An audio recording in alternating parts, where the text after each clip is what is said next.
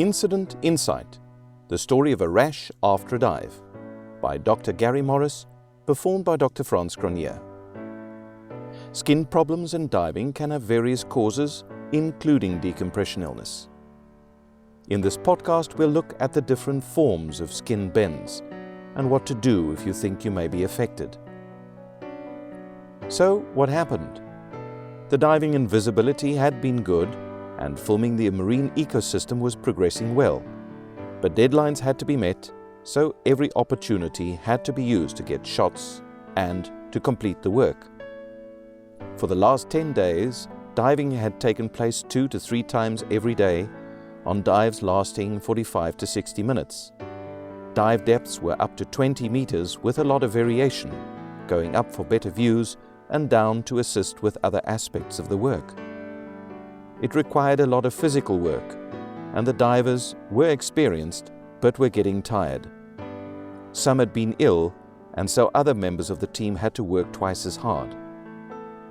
The first dive of this particular day was to 18 meters and lasted about an hour.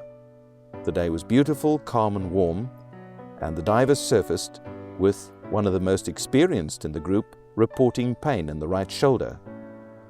On removing her wetsuit, she discovered an itching, swelling, mottled and purple discoloration. Other than that, she felt well and had no tingling in hands or feet, weakness, headache, confusion or breathlessness. She was given oxygen for about half an hour, and after another 30 minutes, the symptoms had improved dramatically. The diagnosis. The diver and her companions all suspected decompression illness and contacted the DAN hotline. They were advised to see a local diving doctor to possibly treat the skin bends. They reached the doctor's rooms 2 hours after surfacing, by which time the pain and rash had almost disappeared. There was still some slight swelling, mottling and redness, and the shoulder was mildly tender, but there was full range of movement. And so a mild form of decompression illness was diagnosed, and it continued to resolve with oxygen only. Importantly, all neurological involvement was specifically excluded. The diver was managed conservatively in this situation with fluids and oxygen, and was not allowed to dive for the next 7 days. The rash and mild discomfort continued to decrease, and she returned to diving symptom-free a week later. So what is skin bends or cutaneous decompression illness? Skin problems and diving can have various causes, including decompression illness. But rashes can also be the result of stings from jellyfish, bluebottles, coral, and the spines of sea urchins and various fish. The suit itself may squeeze or cause an allergic reaction in the skin, either as a result of neoprene or in the case of a dry suit. In these cases, the pattern of allergy or reaction often resembles the folds and seams of the suit.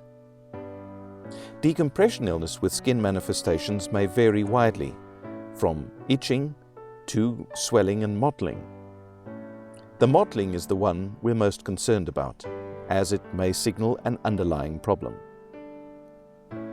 We'll consider 3 particular presentations: itchiness without a rash, a scarlatiniform or reddish rash, and so-called marbling or cutis marmorata.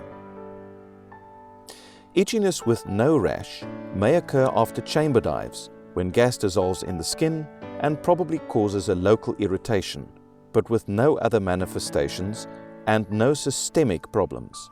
In other words, the gas is not causing issues in the circulation or in other organs. It usually affects the forearms, wrists, hands, nose and ears, and no treatment is necessary.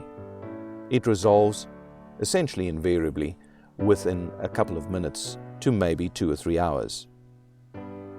The scarlatiniform rash is a flat, itchy rash, mainly over the chest, back, shoulders or thighs. It may seem similar to sunburn, and it's also caused by bubble formation in the skin with the release of histamine and other chemicals.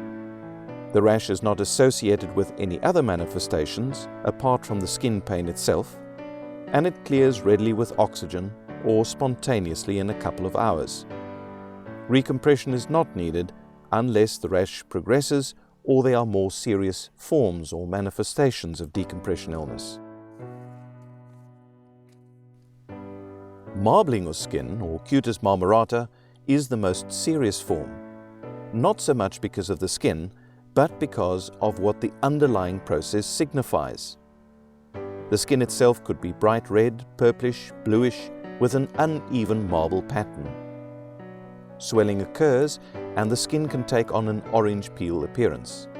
It's very itchy and irritated at first and usually affects the torso, shoulders and thighs. The coloration appears in patches and may spread downwards in some cases.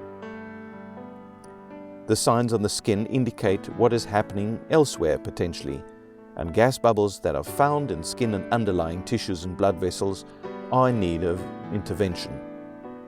Gas bubbles happening elsewhere in the body.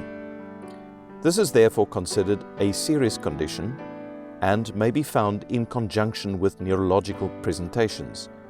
As such, divers are recommended to receive recompression. So what is the significance of skin bends?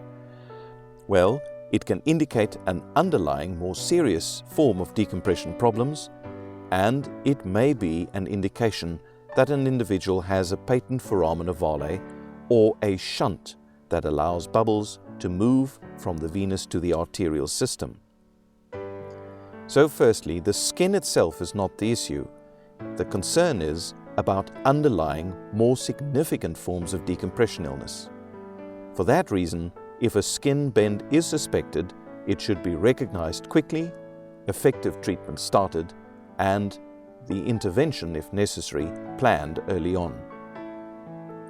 Secondly, if marbling occurs, neurological decompression illness should specifically be ruled out, and it is advised that the diver sees a diving doctor before continuing diving.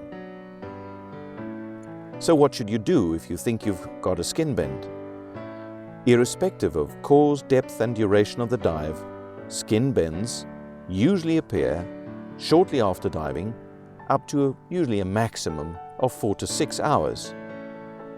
If this is noticed, the rule is consider it to be a potential bend until proven otherwise and get advice. Start with oxygen first aid, take pictures and note the distribution, and contact Dan to discuss further management.